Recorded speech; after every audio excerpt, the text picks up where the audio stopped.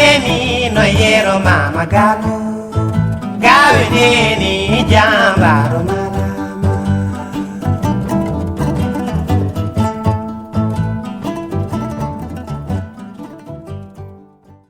Assalamu alaikum bandiraɓe musidɓe tedduɓe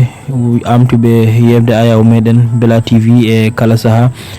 sabbiɓe en ɗo e nder yewtere meɗen Jimol Pulaar ari kadi no ardanno e kala yontere lawol gotol si kala en mbayri ɗo fodde balɗe 30 ala ko sabirim sona ngakkede ta ɗum noon en garti artude e bandiraɓe lamtoro Sall Abdoul Tokosel omo ganduɗa ko kañum waɗi nde ɗo yimre wiyetere enɗam joom konnguɗi juɓɓuɗi tegiɗi dewɗi fayida ɗi ganduɗa ko konnguɗi naftorteɗi jangguinoji renndo ngo hannde gañen ɗumen janggo keblan ɗumen ko wona e dow mum fof kettelen Abdoul Sall garten ko ɓuuri yawde yaccade enɗam andu bande jokka enɗam so gurdam juuti keƴa e majjam daña hen yiɗɓe ɓeyda cehilagal ar andu bande ngam geno addi ballal majjodirnoɓe jiitodiri e ngal dental so bande noddi woto hettu hen caggal cinno ar cembinamo e gollal ar andu bande yo jarene wadde ɗangal ar taccumaje hayso laana ala awƴal janga asko maɗa ha mbayano gawɗo kalasal hakko mawɓe maɗa eɓe mofti gandal namnoɗaɓe bande en jokka enɗam mi ɓornima paɗe am miɗo jokkoya enɗam kala mawɗomo garmi yowano denɗam beele haalanami ko jiidumi e bandam mi waɗa feere kala beele ma andam kala neɗɗo jaggu kono woto ɓurane bande kala neɗɗo jaggu kono woto ɓurane enɗam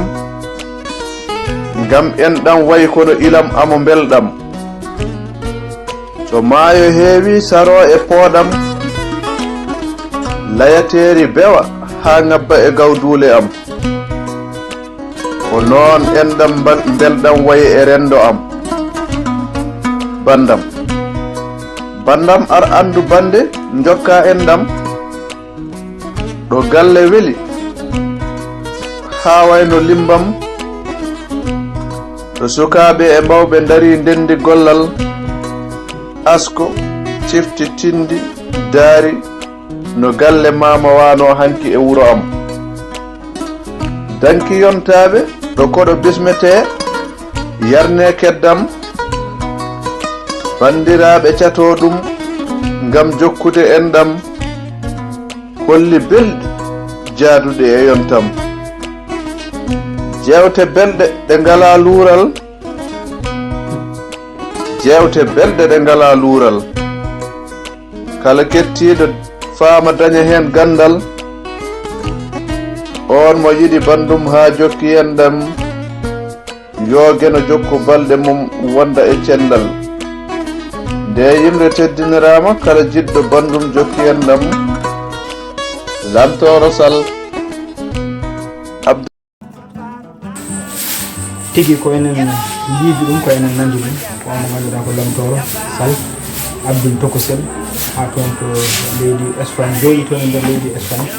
en jettima en jarnima no fewi e nder yimre makko wonde faari si kala tan tan fandare yewtere Jimol Pulaar ma en mbaɗɗo jimi kewɗe ɓe ganduɗa ko ceerɗe aada ma en gartoy ɗo kadi bandiraɓe yontere fande so gueɗen foti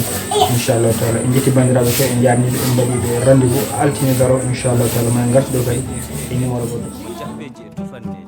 waare leɗɗe kecce sappo